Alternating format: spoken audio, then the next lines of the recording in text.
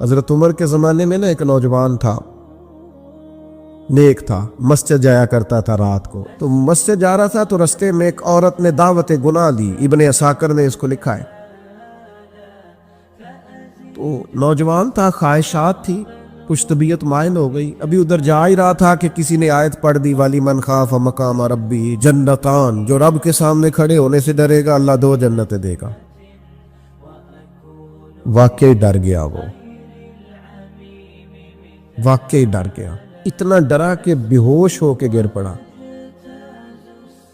بیماری سے لوگ بے ہوش ہوتے ہیں، پیسے ڈوب گئے بے ہوش ہوتے ہیں، بچے کے غم میں بے ہوش ہوتے ہیں. سچ بتاؤ، کبھی خوف خدا سے بھی بے ہوش ہوتا کوئی دیکھا ہے؟ ہمارے ہاں تو روز مرہ ہی نہیں ہے بھائی.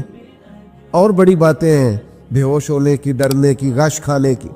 بے ہوش ہو کے گر پڑا.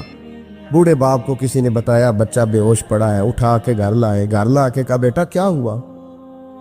نوجوان ہے، چڑھتی جوانی ہے، پر پاکیزہ بڑی ہے. کہنے لگا ابا جی گناہ کی طرف چلا گیا تھا، پر میں نے آیت سن لی جو اللہ کے سامنے کھڑے ہونے سے ڈرے گا رب 2 جنتیں دے گا. میں ڈر گیا تھا، رب واقعی 2 جنتیں دے گا.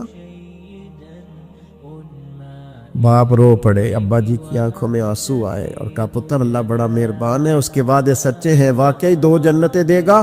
اس نے پھر ایک چیخ ماری اور اس طرح کی ماری کہ اس کی روح ہی پرواز کر گئی. روح ہی پرواز کر. کشتگان خنجر تسلیم را، عشق کی خنجر سے قتل ہو گئے لوگ. صبح حضرت عمر کو پتا چلا کہ انہوں نے تو رات جنازہ بھی پڑھ دیا، تدفین بھی کر دی. جناب عمر فرمانے لگے اتنا نیک نوجوان خوف خدا سے دنیا سے چلا گیا، مجھے کیوں نہیں بلایا میں جنازہ پڑھتا. فاروق اعظم فرما رہے ہیں میرا شوق تھا میں اس کا جنازہ پڑھتا. کہا حضور آپ کو تکلیف نہیں دی؟ فرمایا بتاؤ قبر کہاں ہے؟ تے کامل پیر اونا دے باہو قبر جنا دی جیوے. حضرت فاروق اعظم قبر پہ تشریف لے گئے اور کھڑے ہو کے فرمانے لگے نوجوان مجھے امید ہے میرے رب نے تجھے 2 جنتیں دی ہوں گی. ابن عساکر کھول کے دیکھو تاریخ بغداد نے کیا لکھا ہے. حضرت سیدنا فاروق نے فرمایا امید ہے 2 جنتیں دی ہوں گی. قبر کے اندر سے بولا کامل پیرو نہ دے باہو قبر جنا دی جیوے.